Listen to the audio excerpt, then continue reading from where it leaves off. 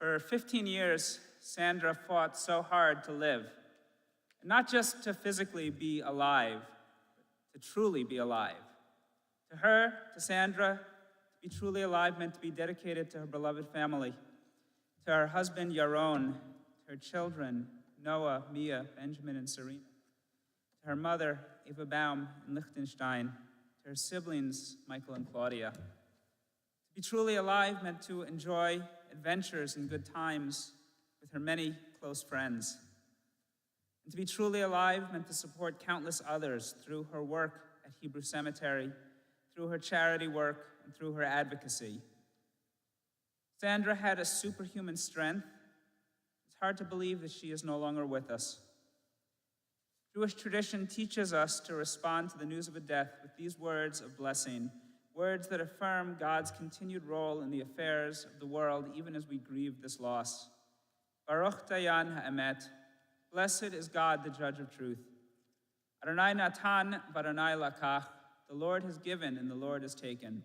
Yehi Shem Adonai mevorach, blessed is the name of the Lord our God. We open our service this morning with words of prayer as we link Sandra's life with the ancient traditions of the Jewish people and the eternity of God. Cantor Lissick will recite the words of Psalm 23, our traditional psalm of comfort and strength in the face of difficult times. Adonai roi lo echsar, bino teshe yarbitzeni, al me menuchot,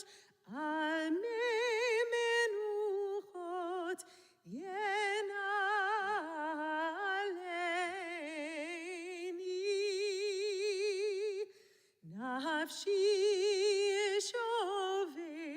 yeshovev, yancheni v'maglei tzedek, yancheni v'maglei tzedek, leman shemo.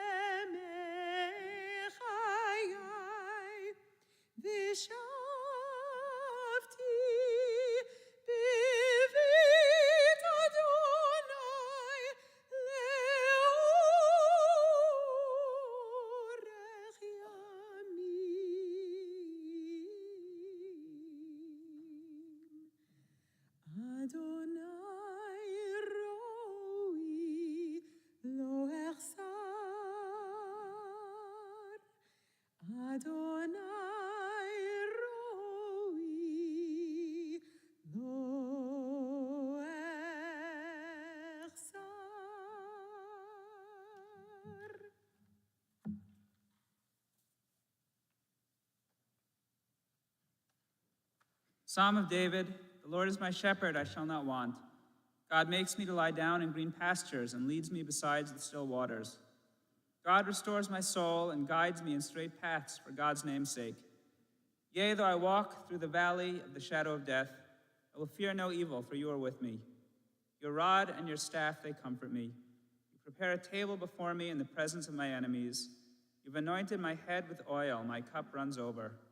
Surely goodness and mercy shall follow me all the days of my life, and I shall dwell in the house of the Lord forever.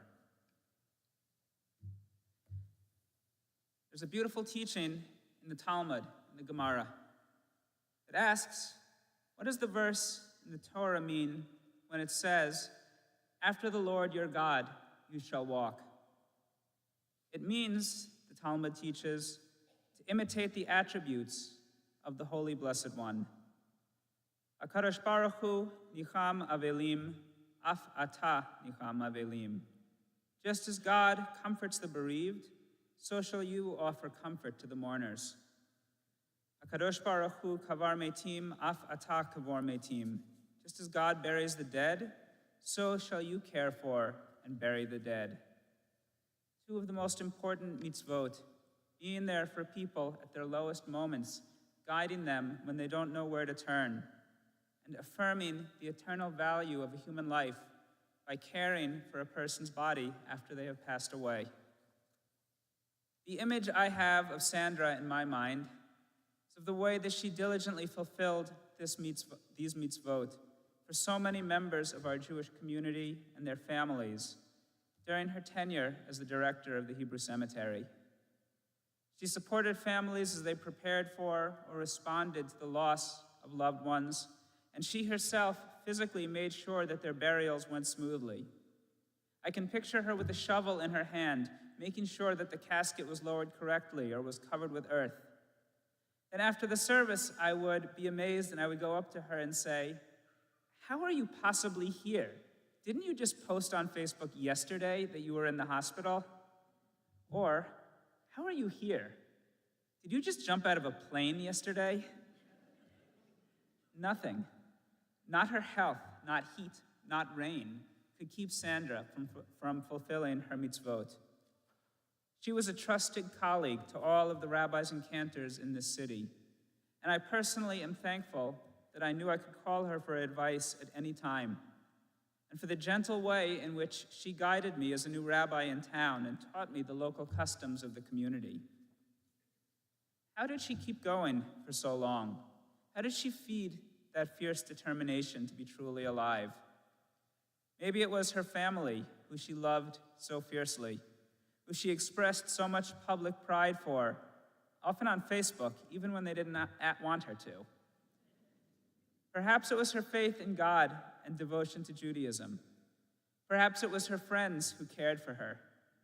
I know that at Temple Israel, we keep a running Mishaberach list that we recite during the prayer for healing, keeping in mind the people we pray for. Shoshana Bat Esther has been on the list for years, and I've read her name every Shabbat. But even after I read her name as part of our standing list, between 1 to 4 of her friends would stand up and recite her name from the congregation. So maybe it was all of the prayers, maybe it was all of the love and affection expressed by those people. Maybe it was a little of all of the above that kept her going. Now that Sandra is no longer with us, it is on us to fulfill her mitzvot, to provide her with a beautiful Jewish burial in sacred ground, as we will do today, and then to offer comfort and support to her family as they face the world without her. May Sandra's soul be bound in the bonds of eternal life, and may her memory always be for a blessing. We're going to hear this morning from her family and her friends, and reflect on her charitable work and everything that she has given to our community. I invite to share memories of their mother, Noah and Benjamin Goldman.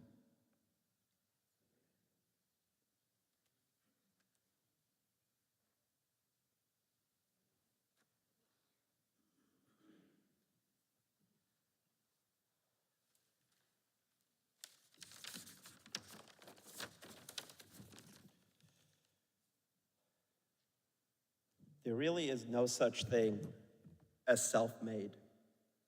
We achieve our success because someone loves us, someone who listened to us, nurtured us, fed us, supported us, and so much more. My mom did so much for me. How can I list 29 years worth of all these things that she did for me? I'll share one thing. I remember years ago, we were riding in the car for some time, and she received a work call from someone, and she tells me not to say a word. A woman called her to say that her husband had passed. I sat quietly in awe in how my mom supported this woman. She listened with compassion and offered so much support as this woman was calling, crying, and mourning. My mom even connected her to a support group of women who had similar experiences. It was just her nature to be so kind and supportive. Truthfully, it was seeing my mom in that moment which inspired me to join the Jewish professional career. And despite both of us working together on Shalom Park for a few years, I never felt like I was in her shadow. I always felt like I was on her shoulders. I still am. It was in these last painful days that I gained full clarity on my mom's immense strength. She beat multiple illnesses over 15 years while maintaining a beautiful smile. But when one bounces back as frequently as she did, it's easy to take it all for granted. I think the sources of her strength, as Rabbi Wilk asked, is easy to say, but the essence of it is much more complicated. My mom embraced what matters most and cared little for what matters not. She didn't care where or if her kids went to university, just that we were on our proper path. She didn't care for bumping elbows or small talk. She cared for genuine conversation and connection. She had no patience for fake, and the only fluff she ever cared about was dogs. She didn't care how Jews differed across our many labels. She cared about the Jewish people. What made her strong is faith, family, friends, community, and service. She loved her entire family and had so many friends who she loved dearly. She strongly believed in God and built a relationship with God. She cared for the entire Jewish community. She was a master fundraiser, and she made sure that every cent went to the right place. She often supported younger women who were recently diagnosed with cancer, giving them strength and inspiration. She advocated so much for patient welfare. I even learned recently that there were days where she would have chemo in the morning and visit other patients later in the day. She was so loved in these last few days. The doors to her room were like a revolving door of constant visits. In easy and difficult moments, she followed the words of Torah that echo within us: choose life. She loved life with all her might. Most famously, she skydived while battling metastatic cancer. One moment, thankfully on video, I think fully encapsulated her approach to life. After safely landing on Earth, concluding her skydive jump, with adrenaline and emotion coursing through her veins, she says in a very loud and moving tone, "I'm alive." People would often tell me she was crazy for doing these big things: skydiving, rappelling down buildings, South African safari, and much more. The truth is, she did these things to remind herself and to feel that life can bring so much joy and excitement if you push yourself outside your comfort zone. Everything she did was choosing life. My mom and dad often tell me every day is a blessing. I choose life as she chose. Choose life so that you and your offspring may live. I will carry so much of her strength and wisdom within me forever. I would always tell my mom as I left her that I love her and I'd give her a kiss. And that was the final thing that I did when I saw her at home. Mommy, I love you.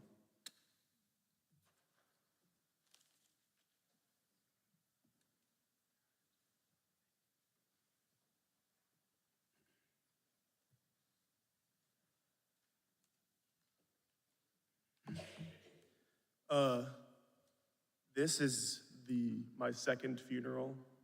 The first was a close friend of our family's, Jeff's, and that day hit me like a truck, and it was at the time, one of the hardest days that I have had, and I was shocked myself with how uncontrollably I was sobbing during his burial, which just makes it so crazy how my mom, Sandra, she was attending a funeral what felt like almost every other week. I think that the number was 500 plus funerals in her 16 years as director.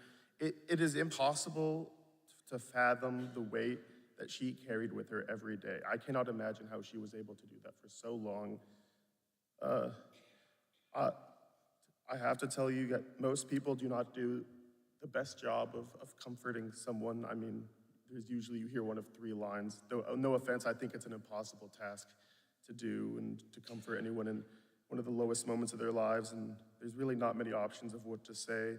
And I still know that all the messages have been meaningful and heartfelt, but it's painfully ironic that if I could have any person to guide me in my family's hands through this all, it would be my mom. For 16 years, the community had an emotionally intelligent and driven and wise woman to guide them during those moments, and I could only wish to have that for ourselves and for myself. I remember silently sitting through one of her work calls, because there were so often, and I was in her car, and I was wondering how she was so optimistic and energized with such an emotionally tasking career. I think verbatim what I asked her after that phone call was, "Are you desensitized to people dying?" And for any of you who know her, as you would expect, she said that actually after even 16 years, she still hurts and mourns for every single loss in the family member of everyone who has lost someone. What gave her the strength to continue was her ability to serve as a beacon of light and hope for the Charlotte Jewish community. It was so rewarding to my mom to be that person for so many people.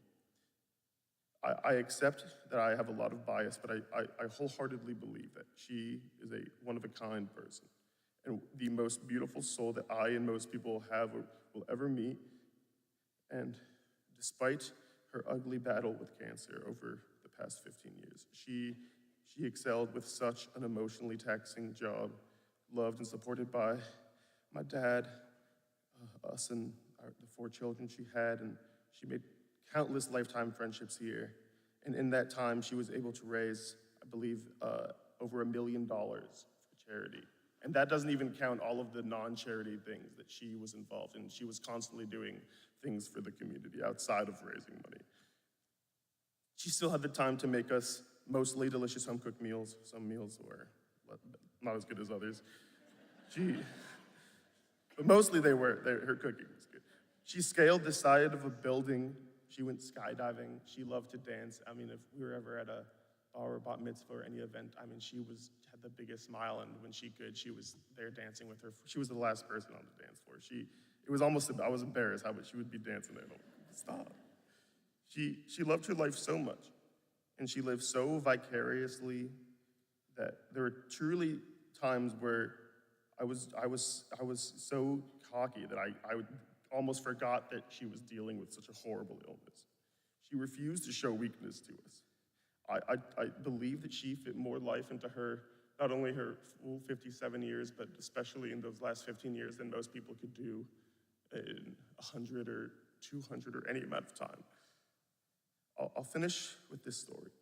Last month, my mother was dealing with a horrible fight with sepsis, and a doctor made a stupid mistake and discharged her too early, and an hour later, she was doing badly again, and I had to take her back.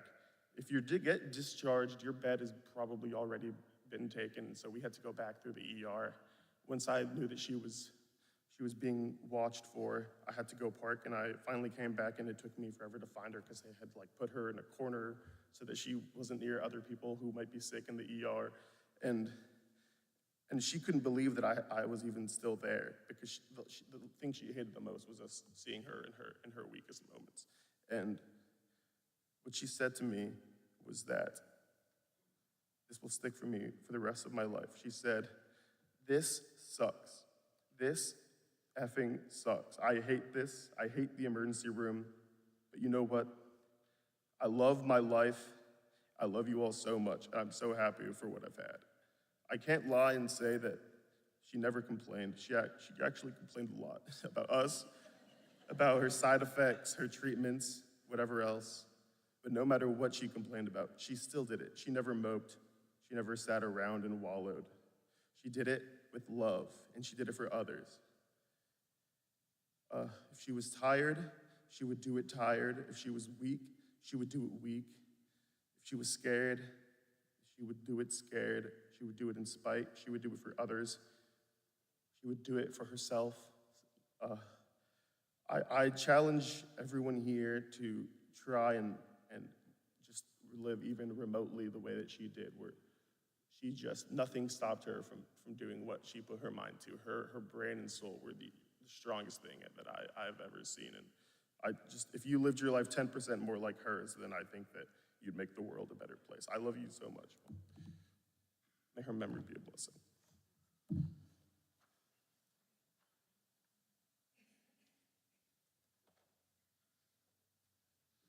Sandra was sustained by the love and care, by adventures of her friends, her chosen family.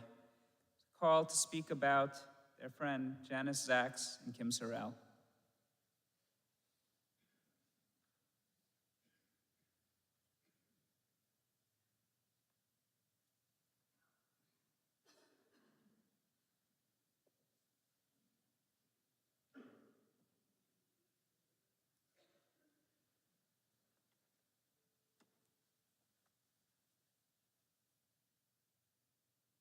My name is Kim Sorrell.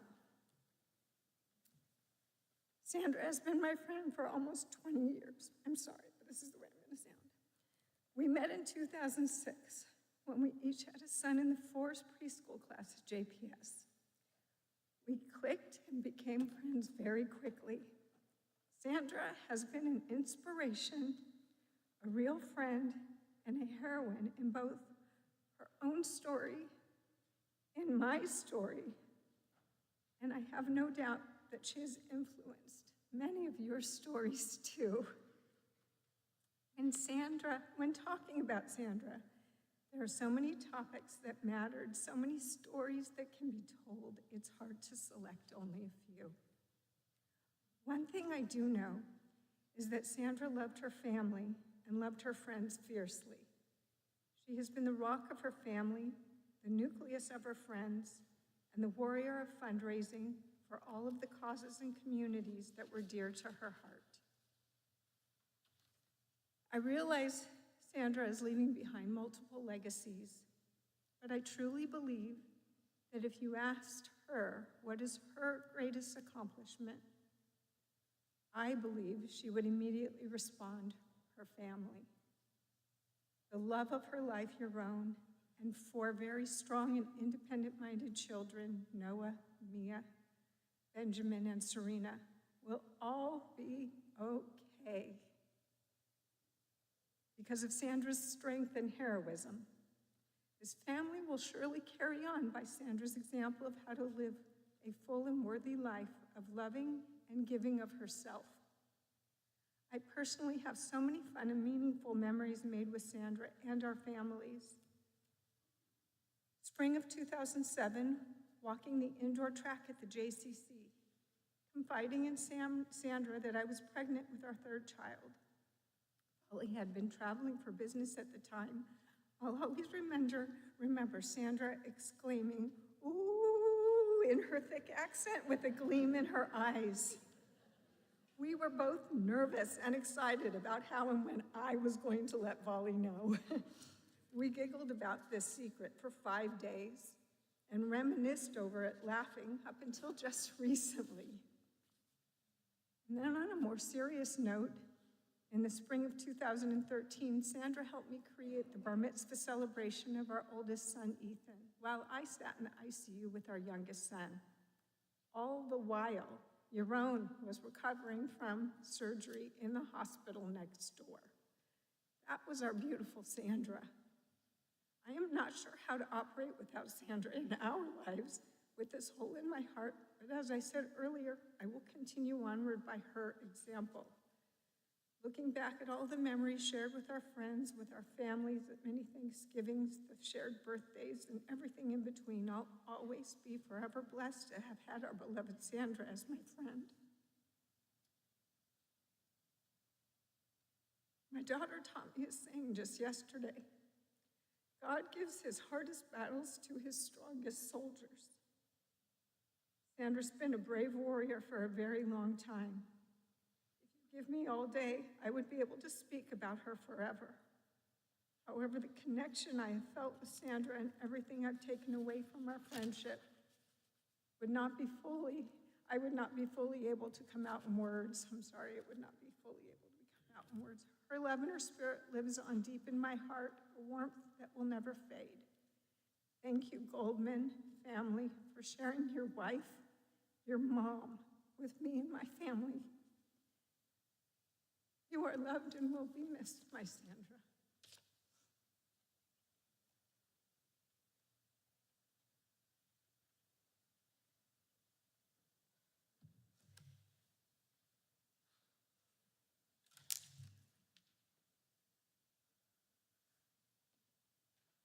My beautiful, beautiful Sandra, my very best friend. How does one capture in words the life of someone so radiant, so full of grace, love, and strength? I feel like it is impossible, but I'm going to try to tell you about what Sandra means to me. Sandra and I love to do everything spontaneously. Most times, one of us would ask the other just an hour or so before if they wanted to go out for dinner.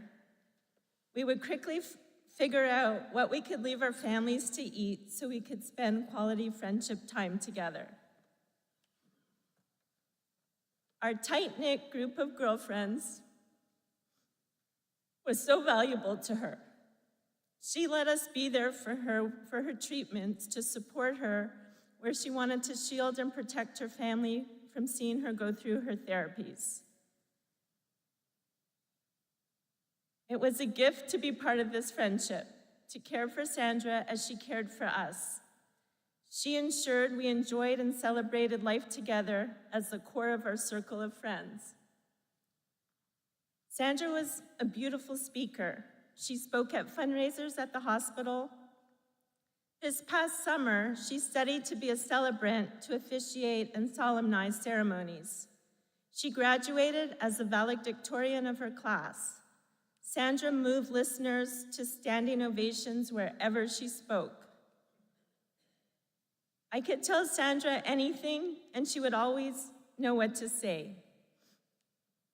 One weekend I will always remember is our trip to the Biltmore. We packed Bubbles in suitcase, Sandra's names for her smaller and larger portable oxygen tanks. Sandra swam in the pool for the first time in a long time, freeing her from the burden of her cancer. Together we toured Biltmore Estate, and Sandra enjoyed the beauty of the gardens. Sandra was so excited when she spotted a mama and baby bear on the trolley ride back to the hotel. We laughed about so many things together, even when things were very hard. Sandra always makes me giggle, no matter how painful the circumstances. Sandra and I spoke several times a day and most nights just before we went to sleep. When things would happen during the day, I would think that I needed to tell Sandra what had happened, and she would do the same thing with me. Sometimes I felt Sandra knew what I was thinking or what I was going to say before I said it. She could lift me up and knew exactly what to say in the most challenging times. She would always show me a bright path forward. A few weeks ago, as her son Ben was bringing her to the hospital, she told him how beautiful life is and how grateful she was for the life she had. Sandra loved her family, her friends, her community, and life itself. She made us believe she would never leave us, even though we knew she had metastatic cancer. She called living with the illness, quote, keeping the beast at bay. It was a beast, and she could live with it as it was as long as it didn't grow too much. She was able to live her life vibrantly for many years with treatment, only until very recently. She was extraordinary. The whole community gathered around her. She stayed very positive and shared all of her journey, the good parts and the hard parts, as an act of generosity. She was always thinking of ways to bring people together so they could mutually help each other. I know she had this role with many of us as a connector, bringing us together at just the right time and in the most meaningful way. Instead of focusing on her illness, she chose to live her life with purpose by raising money for the Levine Cancer Institute and free screening and appointments for the uninsured and underserved. It is often said that caring for the deceased in a Jewish community, as Sandra did as our director of the Hebrew Cemetery, it is the highest form of chesed, kindness, because it is an act for which you will not receive thanks from the person you care for. For Sandra, this act of chesed was a true calling. Some days after Sandra's treatments, when she was feeling very worn down, I would make and bring dinner to her, only to find her not at home. She would be out delivering some soup or a meal she had made to someone who themselves had just had surgery or were in need of her special presence. This happened several times. She always would have a radiant smile that lit up her face and lifted the ones around her. Most important of all to Sandra was her family. She insisted on making meals for them no matter how badly she was feeling. Being a mother to her children and being present for Yaron were the most important parts of her life. She loved them all so much and is so very proud of each of her children, Noah, Mia, Ben, and Serena. Noah, your work with the Jewish Federation of Charlotte and your work as a teacher educating about Israel and ways to combat anti-Semitism filled Sandra with pride. Mia,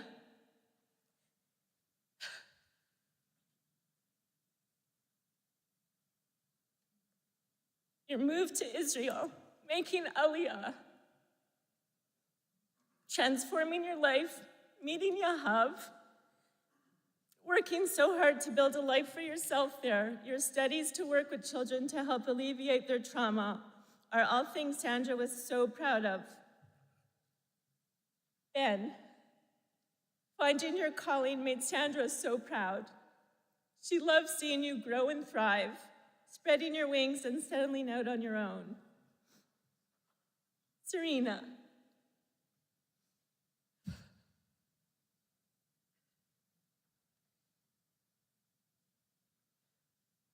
your deep love for animals and your incredible work ethic around caring for all creatures is beautiful to behold and gave your mom so much pride and joy. Yaron,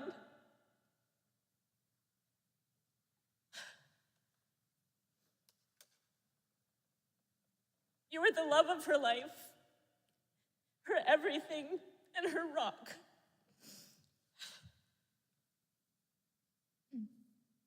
When Sandra was in treatment, going through her most difficult times, she would picture a pasture filled with butterflies as a soothing, safe place to be. Butterflies meant peace and serenity. She also thinks of eagles as important animal symbols, guides of strength and protection. She would visit Wind River Wellness Retreat and visualize an eagle there and took that symbol with her. I would like to invite everyone to think of Sandra, her love and strength, when you see a beautiful meadow or see an eagle in the sky. Before she was intubated, Sandra was trying to tell me about her worries for her family. She wrote a short message expressing her concern for her family to be cared for.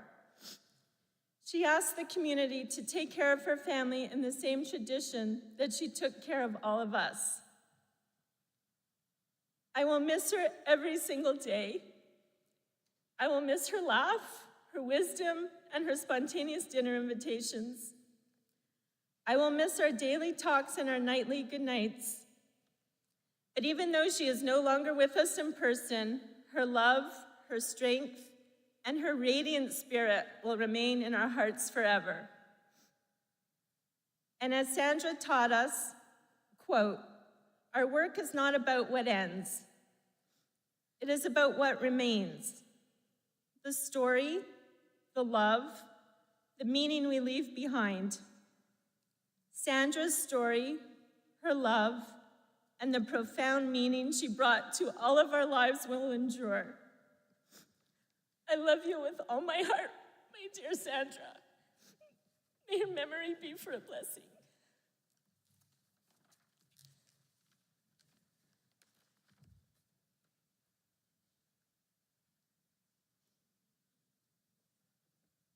And to reflect on Sandra's work, call on Amy Sobel.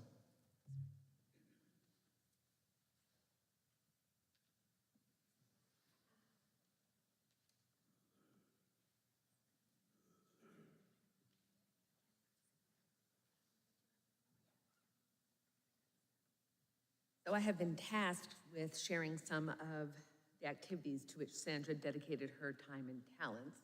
Mind you, this is only going to be a partial list. When she received her multiple diagnoses of breast cancer over the past 15 years, she met it with a positive attitude, an unwavering spirit, and a guiding principle of using it to help others. And we all know she was a force to be reckoned with. She was a true advocate for Atrium Health Living Cancer Institute. She was a loyal friend. She was an undeniable driver for all women, especially for our more vulnerable neighbors in our community. She served as a trusted voice and a leader on the LCI Patient Advisory Council. She launched fundraising campaigns for Project Pink, which is LCI's program to improve access to mammography screenings for local women.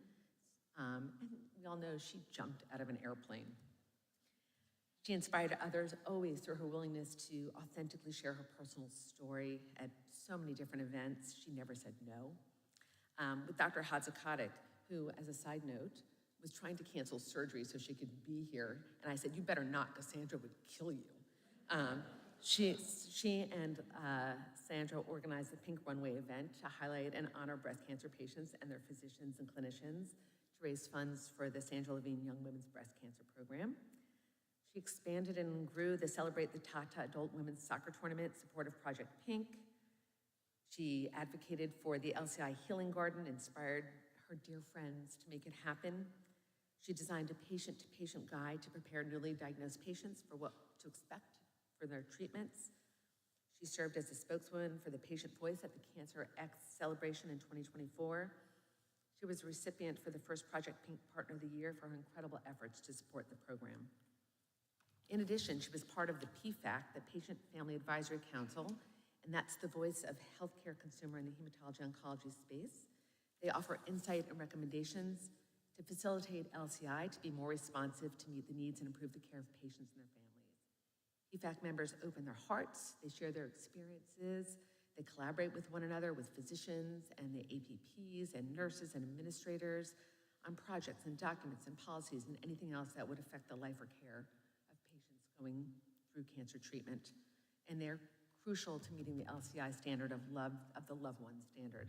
She is the epitome of this model. She worked tirelessly to improve patient outcomes, patient care. She was passionate about the continuity of the LCI model in the inpatient hospital setting for patients. She is fierce and she is tenderhearted, and you can find her anywhere, including a ballroom raising money for LCI dressed to the nines, or doing a PFAC meeting remotely from her hospital room. On a personal note, I had the privilege of being Sandra's, one of her many providers, and more importantly, the privilege of being her friend. She taught me so much on both levels. One day she came into my office for a procedure, and I had been recovering from a particularly nasty cold. So I finished the procedure, and 30 minutes later, she's downstairs with soup for me, right? She had left, and come back with soup. We used to take long walks, and when she was no longer, and we talked about everything under the sun, especially our children. And when at one point she could no longer really sustain the walks, we turned to baking. But it wasn't just any baking, because Sandra's a little competitive. It was a bake-off. And let me tell you, that girl cheated, because I'm telling on you. One day I walked out of the room, and there was like 3 or 4 of us who baked in 90 minutes, and she wanted to get her cookies in the oven before me. She unplugged my mixer. It's true. So we would do the mundane. We would go to Costco, and anybody who knows me knows I hate Costco, but I went because it was with Sandra. So I am a better person, a better provider, a better friend for having known Sandra Goldman, and our community is a better place for having had Sandra be a part of it, and I know that her legacy will continue for a long time.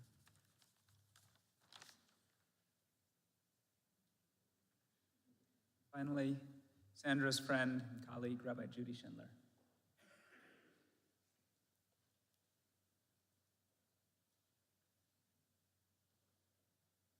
So much has already been said, and Yaron wanted a brief funeral.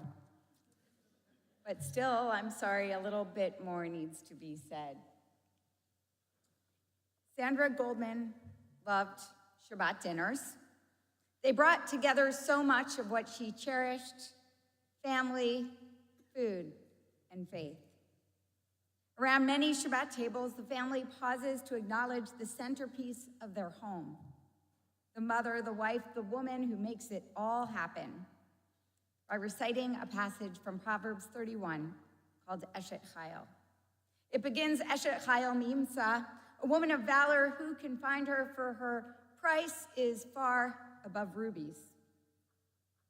Sandra's husband, Yaron, and her 4 children, Noah, Mia, Benjamin, and Serena, they didn't need to stop on Shabbat to read Proverbs 31 to recognize their mother's indomitable strength. They were in awe of it every single day, and we all were. Like the woman of valor described in Proverbs, Sandra was industrious. She wore many hats throughout her professional life: a freelance journalist, an El Al security agent, a skill that her children will tell you made it nearly impossible for them to get away with not telling the truth. And for the past 16 years, as we all know, the executive director of our Charlotte Hebrew Cemetery. Sandra was as dedicated to that role as anyone could be. Steady, compassionate, composed through the physical and emotional storms that profession brings. Through rain, through tragedy, through COVID, through abundant tears of the bereft that watered graves, Sandra stood strong. In that capacity, all of us as Charlotte clergy worked so closely with her, witnessing firsthand her sacred work. Eshet Chayil mimsa, a woman of strength, who can find her?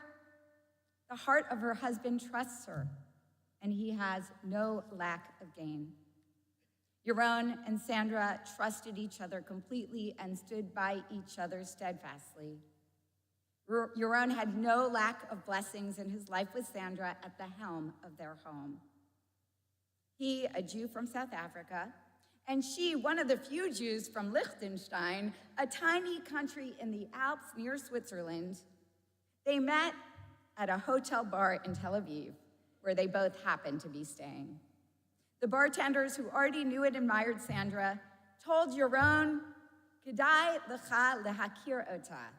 It would be worth your while to get to know her. And it was. For more than 30 years, you walked the path of life together, moving from city to city as you excelled in your career in telecommunications. Noah was born in Minnesota, Mia in Virginia, and Benjamin and Serena in Los Angeles. Wherever life took you, did I get that right? Oh, not Las Vegas, and I wrote that. It's just what few hours sleep we'll get. Benjamin and Serena in Las Vegas. Much better than Los Angeles. Wherever life took you, You were each other's rock. In the Talmud, Rabbi Yossi says, I never called my wife, I called her my home. Your own Sandra was your home. We know that you, like your wife, are strong and stoic, and that the larger-than-life presence Sandra brought to every room will make her absence feel all the more painful and profound. So we pray that you will find healing in being surrounded by the love that she and you created and shared. Eshet Chayil Mimsa, a woman of valor, who can find her? Her children rise up and call her blessed. Noah, Mia, Benjamin, and Serena, you knew how blessed you were to have your mom, and she knew how blessed she was to have you. She made time for each of you individually. You were her greatest joy. As others have said, she was so proud of you. Noah, you're working as a capable Jewish professional here in Shalom Park. Mia, she sent you off kicking and screaming to Young Judea year course in Israel. And then you never left. She was beaming about your upcoming wedding to Yoav in February. And while you will miss her that day, I am sure you will feel her presence. Benjamin, she admired your creativity and your desire to work in marketing, and she loved your choice of App State, so she'd have an excuse to get away to the mountains. And Serena, she admired your compassion for animals and your work of rising through the ranks to become the gifted vet tech that you are. Your mom didn't care about degrees, she cared about wings. And she and your dad gave each of you what you needed to fly. Sandra was a devoted daughter to Ava and a cherished sister to Michael and Claudia. That noble woman of Proverbs 31 is generous. She opens her hands to the needy and extends her arms to the poor, the text tells us. Sandra lived this value every single day. Just one of her many lifetime of examples, after October 7th, Sandra convinced Michael's Art Supplies to anonymously send 3 pallets of toys and art materials to a shelter in Hadera. Sandra gave and gave and gave. Proverbs, women of valor is robed in strength and dignity, and we all know that she battled her illness with strength and dignity. She could do so because she was supported by her family, by her community, by her strong and tight circle of close friends, and by her beloved doctor and friend, Julie Fisher. Julie texted me last night saying, I have observed that many suffer, but few transcend their suffering. Sandra spun gold from her challenges. She was singularly focused on helping others. It was beautiful to witness. Sandra became a patient advocate at the Levine Cancer Institute. She gave a talk 2 weeks ago that you can all see on YouTube.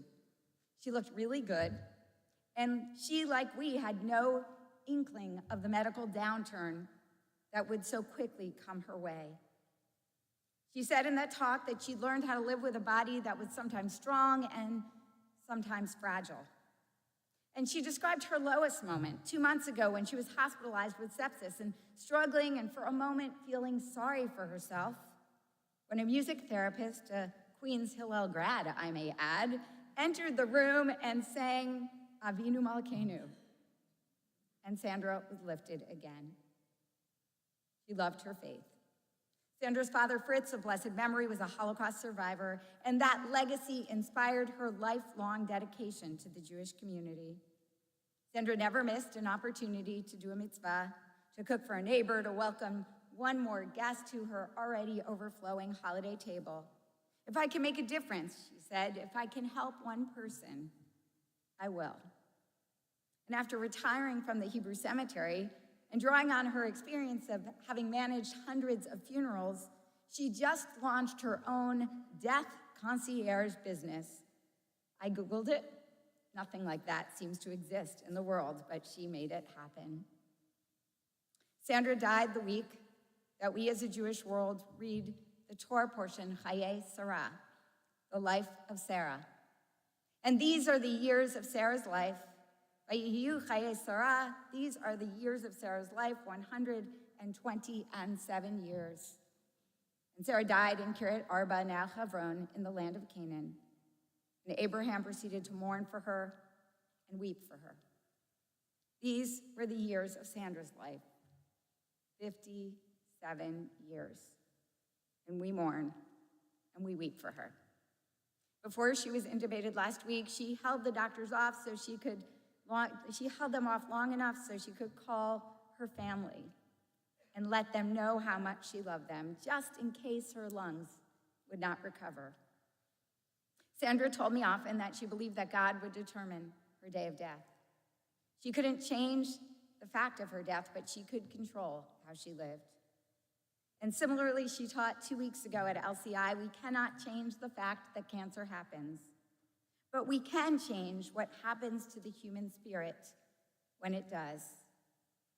And she did through painting, through girlfriend getaways, through travel, through sacred time with Yaron and their 4 children, through loving and lifting others until her very last breath. Sandra fought as long as she could. And yesterday afternoon, surrounded by her 4 children and her beloved Yaron, she took her final breath. Eshet Chayil Mimsa, a woman of valor, who can find her? We found that woman of strength in Sandra Goldman. We are bereft that she is gone. Sandra had a way of mothering not only her own children, but of mothering our community and our world. And so we collectively praise her with the words of Proverbs. Sandra Goldman was that Eshet Chayil, that woman of valor, and our lives and our community are forever better because of her. Zichrona Livracha, may her memory always be a blessing.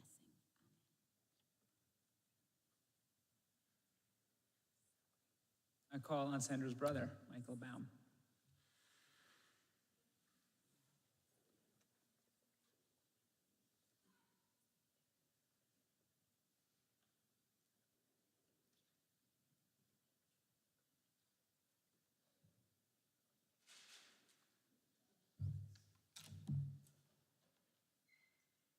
Good morning, everybody. My name is Michael. I'm Sandra's brother. My sister Sandra was born on January 14, 1968, as the youngest of 3 siblings. Like all of us, she grew up in a very sheltered environment filled with love. As a child, Sandra quickly became the favorite of all the boys. Yes. She hardly had any girlfriends, but boys, that was her thing. The typical Barbie dolls that most girls her age had were nowhere to be found with her because she simply don't have it. And Yaron, there is something you don't yet know. Something Sandra never told you. Sandra was married once before. His name was Hans-Jörg. From the very beginning, the 2 of them were best friends. One day she came home and announced that she had married her Hans-Jörg. So you see, Yaron, you were not the first man in Sandra's life. But the background of this little story is that Sandra and Hans-Jörg were only 6 years old at the time. Another story from back then was that every Sunday after our father had cooked, our kitchen looked like a huge battlefield. After lunch, it was customary for us children to help our mother clean up the kitchen. Everyone did their part, except one person. My sister Sandra had absolutely no desire to clean, and suddenly she would be struck by some undefined severe intestinal problems.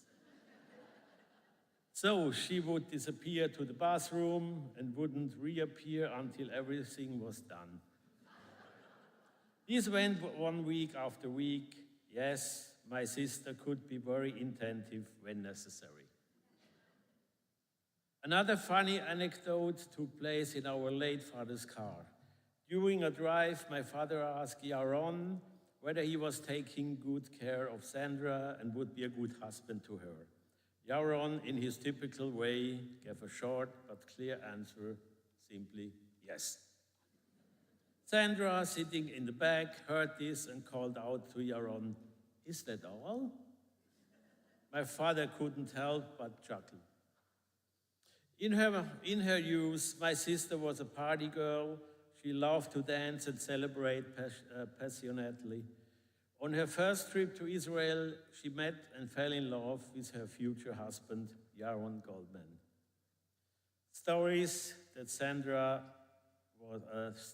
tell that Sandra was once again out partying in a bar.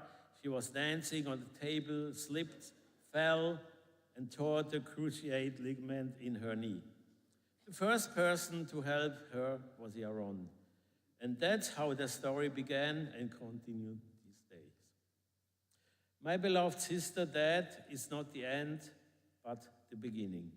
Apparently, despite your young age of only 57 years, you are so urgently needed up there that you sadly had to leave us yesterday. I will remember my little chick. Rest in peace, Sandra, your loving brother.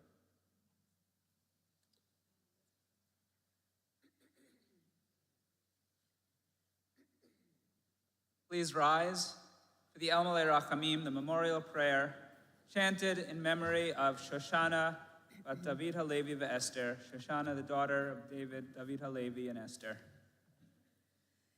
El Malei Rachamim, shochen b'amromim, hamtzei menucha nechola, tachat kanfei hashchina, b'mahalot kedoshim u'tehorim, kezohar harakia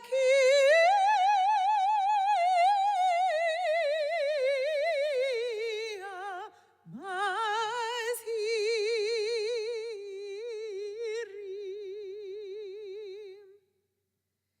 et nishmat Shoshana bat David Halevi ve'Esther, שהלכה לעולמה בגן עדן תהא מנוחתה. אנא ברחמים הסיריה בשאת כנפיך לעולמים וצרור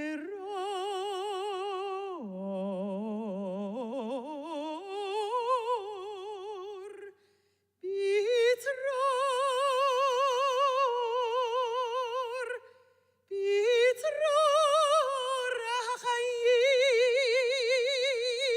החיים את נשמתה.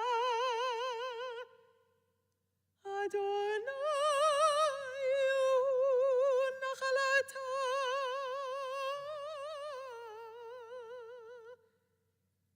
ותנוח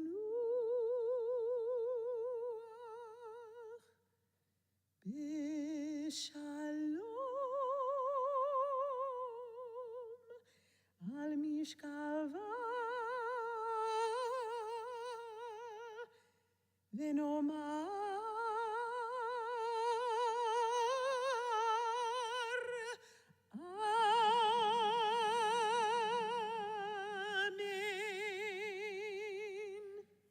El Malei Rachamim, exalted, compassionate God, grant infinite rest in your sheltering presence among the holy and pure to the soul of Shoshana bat David Halevi ve'Esther, who has gone to her eternal home.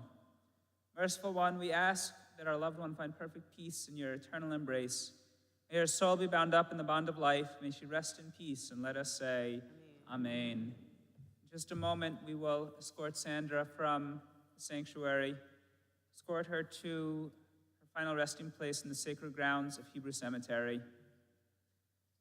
Following the burial, the family will observe Shiva for the next 7 days, at the Goldman home, receiving visitors between the hours of 5 and 8 p.m. I'd like to invite the board members of the Hebrew Cemetery to come forward to serve as pallbearers to escort Sandra to the cemetery. After the family leaves, invite everyone to follow them out. If you're going to the cemetery, you may line up for the procession in the parking lot.